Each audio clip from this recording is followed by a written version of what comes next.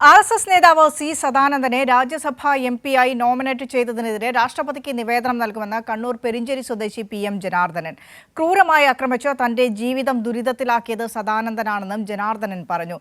പ്രതിഭകൾ ഇരുന്ന സ്ഥാനത്ത് സദാനന്ദനെ പോലെ ഒരാൾ ഇരിക്കുന്നത് രാജ്യത്തിന് അപമാനമാണെന്നും RSS വധശ്രമത്തിൽ നിന്ന് അത്ഭുതകരമായി രക്ഷപ്പെട്ട CPM പ്രവർത്തകനായ ജനാർദ്ദനൻ പറയുന്നു.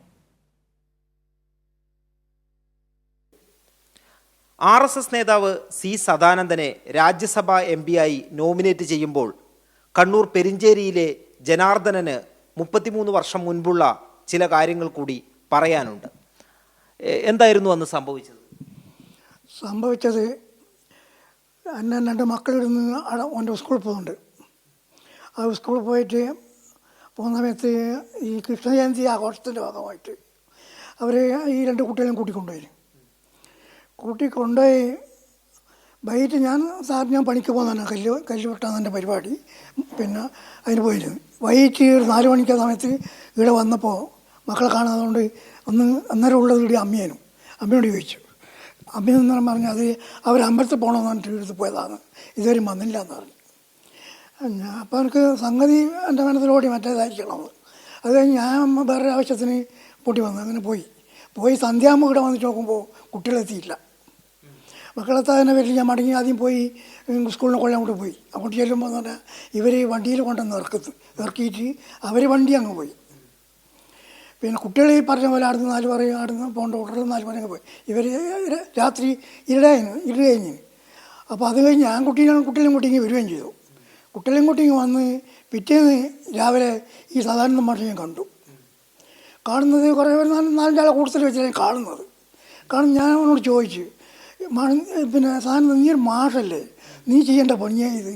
കുട്ടികളെല്ലാം കൂട്ടിക്കൊണ്ടുപോയിട്ട് പരിപാടിക്കാക്കിയിട്ട് പോകാൻ എനിക്ക് എല്ലാം ചോദിച്ച പരിപാടിയാണെന്ന് ചോദിച്ചു. അതാണ് ഞാൻ പറഞ്ഞ വാക്ക്. അത് പറഞ്ഞപ്പോൾ അവനത്ര പിടിച്ചിട്ടില്ല, ആളുകളെ മുമ്പല്ല ഇഷ്ടപ്പെട്ടില്ല. അത് ഒന്ന് 2-3 ആക്കിയിട്ട് അവനങ്ങ് പോവുകയും ചെയ്തു.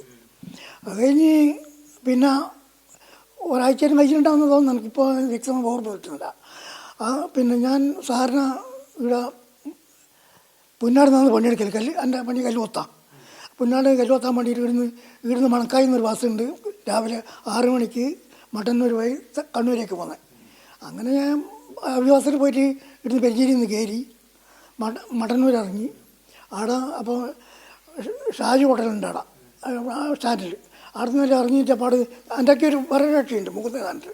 ഈ കക്ഷി ഞാൻ 2 ആൾ ഷാജി ഹോട്ടലിൽ പോയി ഒരു കാൽച്ചായം കുടിച്ച് ഇറങ്ങി. പിന്നെ തിരിച്ച് റോഡ് മുറിച്ച് ബസ്സിലേക്ക് പോയി കയറാൻ നോക്കുമ്പോൾ വേക്കുന്ന സംഭവം നടന്നത്. ആ സംഭവം അതേ എനിക്ക് ഓർമ്മയുള്ളൂ, പിന്നെയൊന്നും ഞാൻ അറിയുന്നില്ല. വെട്ടല്ല, പിന്നെ അടിയ പാരി കൊണ്ടല്ല അടിക്കുക. കണ്ടവർ പറഞ്ഞതാണ് പാരി കൊണ്ടാണ് അടിച്ചിരുന്നത്. അത് മാത്രമല്ല എൻ്റെ കാലം കുത്തിത്തായിരുന്നു പണിയാക്കൂട്ടിന്. അങ്ങനെയാണ് സംഭവം ഉണ്ടായത്. കാല് തകർന്ന് കുറേ നാൾ ഇങ്ങനെ കിടപ്പിലായോ? കുറേ നാളെന്ന് പറഞ്ഞു കഴിഞ്ഞാൽ 1.5 മാസം ഞാൻ മണിപ്പാലിൽ കിടന്ന കക്ഷിയാണ്. അതും കഴിഞ്ഞ് ഇവിടെ വന്ന് പിന്നെ 6 മാസം വരെ ഇങ്ങനെ ഇടയ്ക്ക് 2 മാസം കൂടുമ്പോൾ പോകും. വന്നതിൻ്റെ 3 പ്രാവശ്യം പ്ലാസ്റ്റർ മാറ്റിയിട്ട് ഇപ്പോൾ നടക്കാൻ പ്രയാസമാണ്. ഈ രാജ്യസഭ MP ആയിട്ട് സദാനന്ദനെ നോമിനേറ്റ് ചെയ്തതിൽ എന്താണ് അതിനെ കുറിച്ച് പറയാനുള്ളത്? അതിനെപ്പറ്റി എന്താ പറയണ്ടേ, ഈ വലിയ ആൾക്കാർ ഇരുന്ന് കസേലമേൽ ഈ തരം എന്താ പറയണ്ടേ കൊടും ക്രൂരത ചെയ്യുന്ന ഈ ക്രിമിനലിനെ പിടിച്ചിട്ട് കസേലയിൽ എത്തുമ്പോൾ നമുക്ക് ലജ്ജ തോന്നുമായിരുന്നു. ഇതിലെന്തെങ്കിലും നടപടി ആലോചിക്കുന്നുണ്ടോ?